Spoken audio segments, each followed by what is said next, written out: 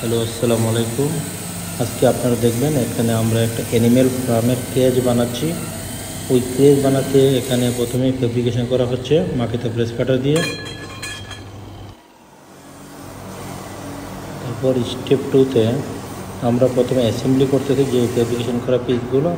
প্রথম থেকে আমরা একটা বানায় রাখছিলাম, ওটা হলো একটা টেমপ্লেট ফ্রেম, যেটা উপরে প্রথমে রাখা হলো 4 মিটার একটা লম্বা টিউব, যেটার দুনো পাশে বি কাটিং করা, মানে 45 ডিগ্রিতে কাটিং করা। এবং তারপরে রাখা হচ্ছে দ্বিতীয়টা, মানে ফ্রেমের একটা উপর থাকবে একটা নিচে থাকবে, যেটা লম্বা হলো 4 মিটার আর হাইট থাকবে 650 mm, মানে 65 সেন্টিমিটার। এখন কর্নারগুলো যে একটু বাবরি উঠে রয়েছে, ওই বাবরিগুলো একটু চিপিং করা হচ্ছে হাতুড়ির মাধ্যমে।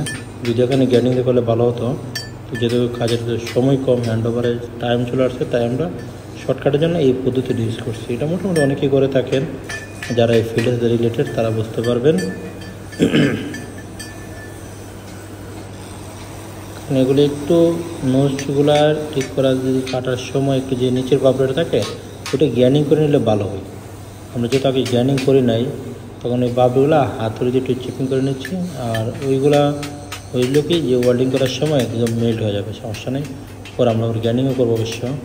এই এখন দেখেন এই দুটো কর্নার 45 ডিগ্রি, ওইটা কাটাতে 90 ডিগ্রিতে মিলে গেল। এখন এটি টেকিং করা হবে, পাশে আমাদের ওয়েল্ডার আছেন তাই। এবং এই স্টেপ 3-তে আমরা যে টেকিং করা যে পিসগুলো, প্রত্যেকটি কর্নার এবং মাঝখানে যে সেন্টার যে পার্টিকেল সাপোর্টগুলো, ওইটিতে ওয়েল্ডিং করা হচ্ছে।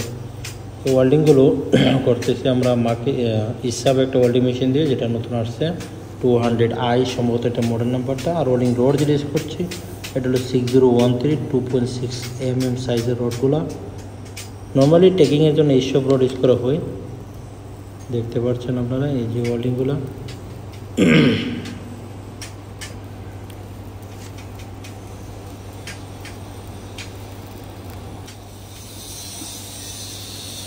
এবং এটা হলো স্টেপ 4। স্টেপ 4-এ যে ওয়েল্ডিংগুলো আমরা আবার গ্যানিং করতেছি।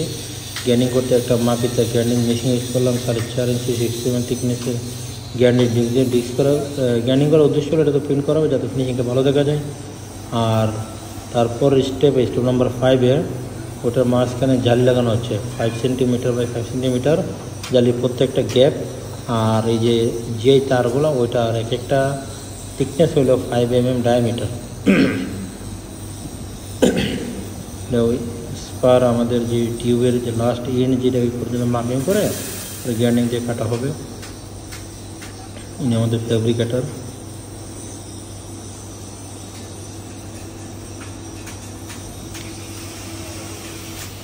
বাই দ্য ওয়ে, আমাদের যে ওয়ার্কশপ, এটা টেম্পোরারি একটা ওয়ার্কশপ কনস্ট্রাকশন সাইটের, যেটা আমরা বানিয়ে রাখছি একদম রোদের মাঝে। সাইড উপরে আমরা কিছু স্যান্ডউইচ প্যানেল আবিজের মতো কিছু ইউজ করে রাখছি, যার কারণে একটু রোদ সরাসরি আমাদের টাচ করে না, কিন্তু আমরা লেবারদের সুবিধাতে এখানে পেডিস্টাল টাইপের ফ্যান মোটামুটি 5টার মতো দেওয়া আছে, যাতে টেম্পারেচারটা একটু নর্মাল থাকে। দেখুন মার্কিংয়ের সাথে সাথে আমরা কাটিং করতেছি। এটা হচ্ছে 1 inch থিকনেস কাটিং ডিস্ক দিয়ে। আমাদের মেশিনটা মার্কেটে 4.5 ইঞ্চি অ্যাঙ্গেল গ্রাইন্ডার।